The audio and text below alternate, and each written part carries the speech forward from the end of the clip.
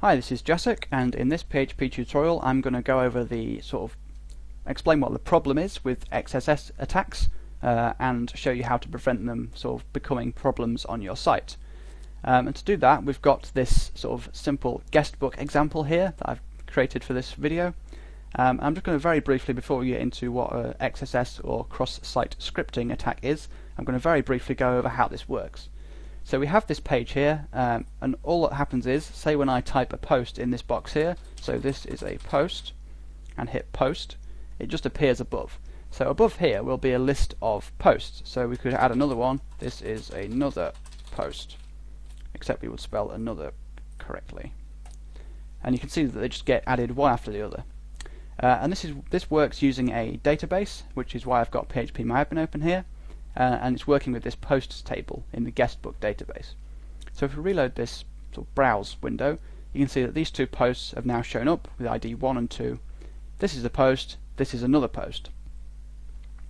So this is a very simple system, and I'll just show you the code for it.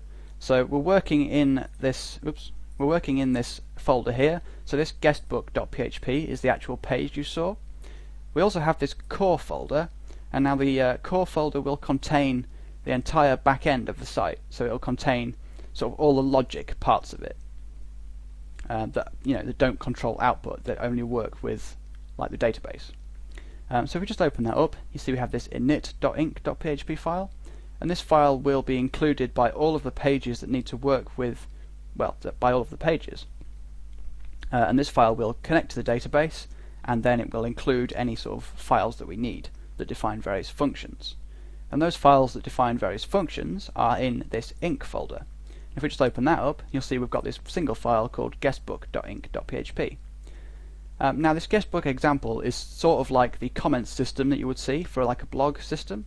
So if this was a blog system, you'd have a lot more than one file in here, which is why we have them in a separate folder. So this another thing I meant to say is this init file is similar to the connect.php that you may have seen before.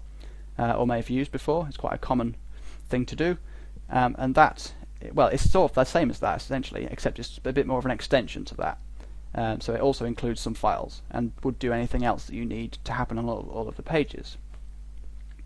Anyway, let's have a look at the code now. So we have this guestbook.php, which is the main page, and you can see that the first thing it does is include the init file I just mentioned. After that, it checks to see if a message has been sent using the form. If it has, it calls a function called addPost, just passing in a single parameter, which is the message. And then, obviously, regardless of if it has, there's no else here, so just next thing it does is fetches all of the posts from the database and stores them in a posts variable. This fetch posts function is also one that we'll be defining, or one that we have defined for this example. So then this posts variable is used down here in the for each loop just to output each message followed by a horizontal rule tag, and this just outputs each post separated by a line, and you saw that in the example a minute ago.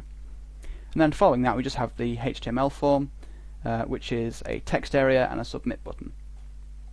So these two functions are defined in this guestbook.inc.php file. If we just open that up, you'll see these two functions here.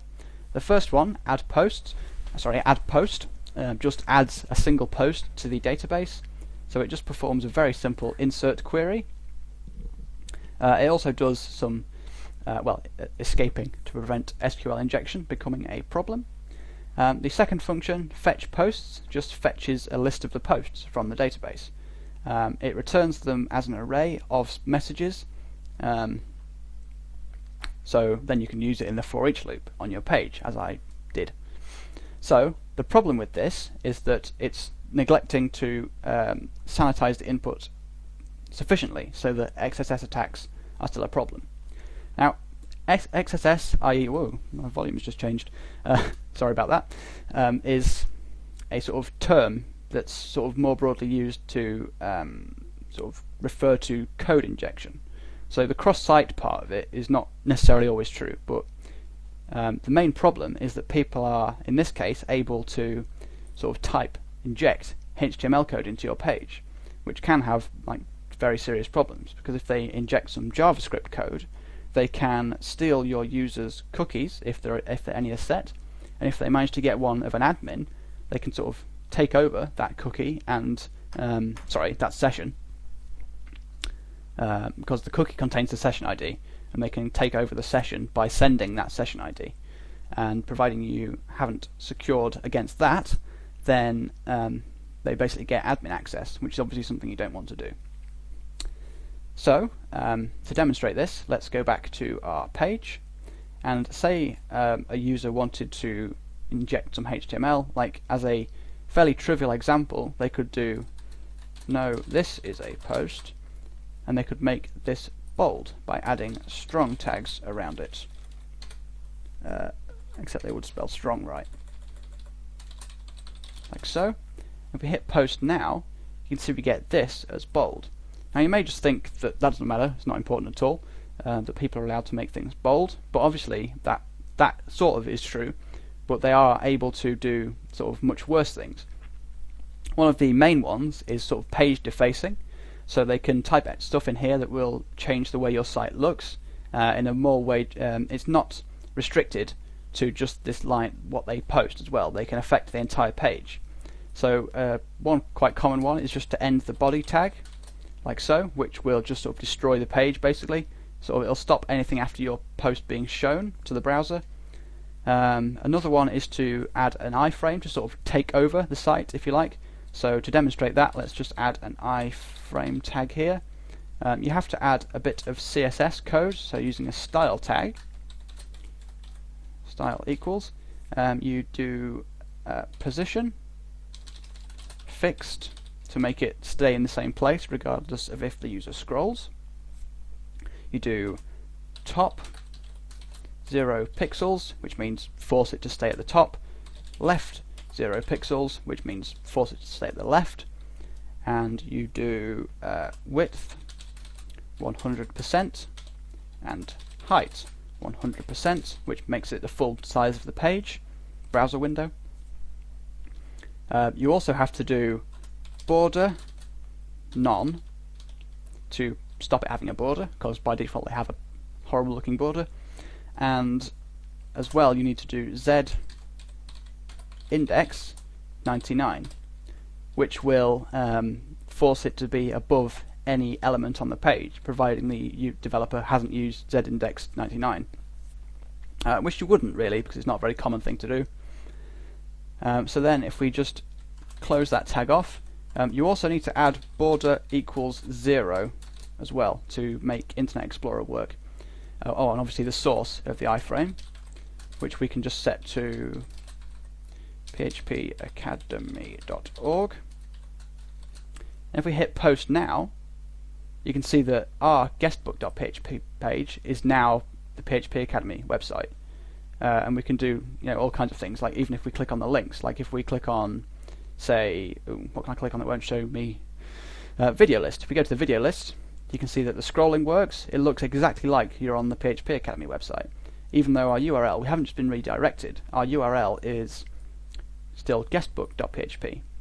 And now this is obviously a very serious problem, because it's a huge change to the site, and this is basically, well, it's destroyed your website.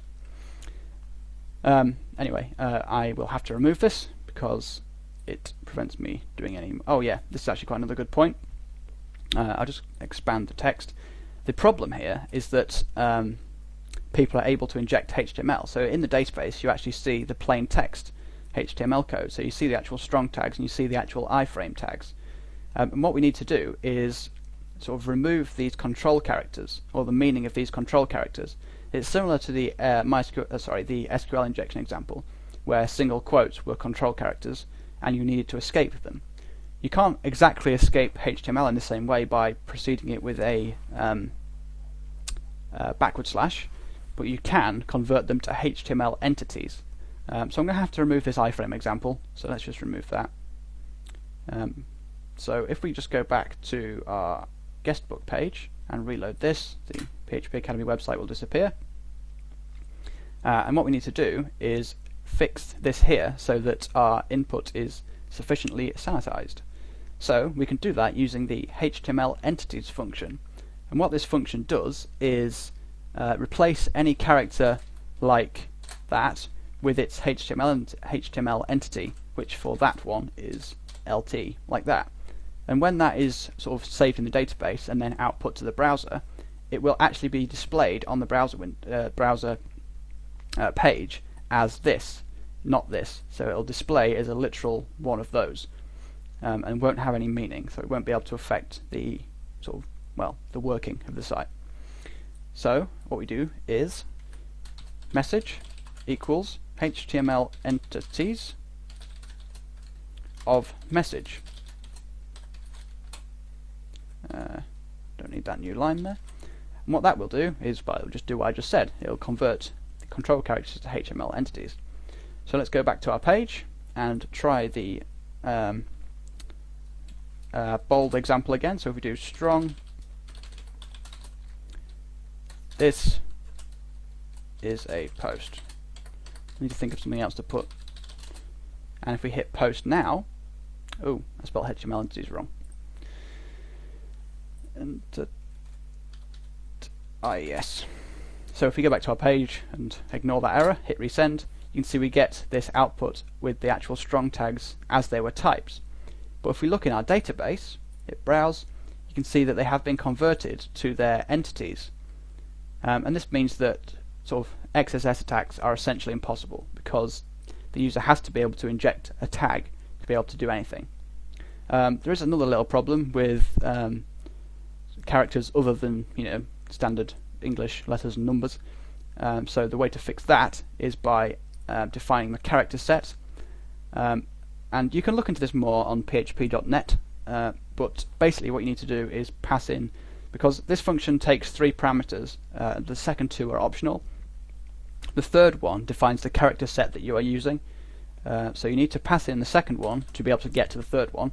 So the default for the second one is the constant ent_compat, and then the character set we want to use is UTF-8, and that will make it work for sort of higher valued characters, like things with accents and stuff like that. Otherwise you'll get sort of weird corruption.